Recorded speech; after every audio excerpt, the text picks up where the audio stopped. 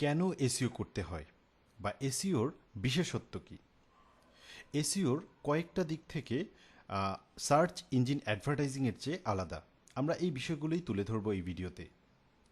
প্রথমত, এসইও মানেই হচ্ছে অর্গানিক মার্কেটিং। মানে আপনাকে কোনো প্রোডাক্ট, সার্ভিস বা সলিউশনকে সার্চ ইঞ্জিনের মাধ্যমে প্রমোট করতে হলে আপনি যদি এসইওর মাধ্যমে প্রমোট করেন, তার জন্য আপনাকে কোনো ধরনের টাকা দিতে হচ্ছে না সার্চ ইঞ্জিনকে।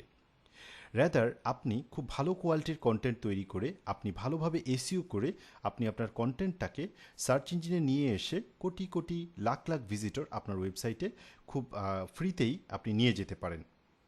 এবং সার্চ ইঞ্জিন অপটিমাইজেশনের দ্বিতীয় যে সুবিধা সেটা হচ্ছে, আমরা জানি সার্চ ইঞ্জিন অ্যাডভার্টাইজিং যেটা হচ্ছে পেইড অ্যাডে যেতে হলে এটা ক্ষণস্থায়ী।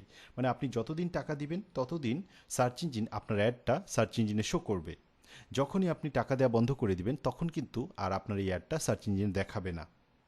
এবং সেমভাবে আপনাকে নির্দিষ্ট একটা সময়ের জন্য আপনার এই অ্যাডটা দেখাবে। কিন্তু আমরা যদি সার্চ ইঞ্জিন অপটিমাইজেশনের কথা বলি, এটা লং টাইমের একটা প্রসেস।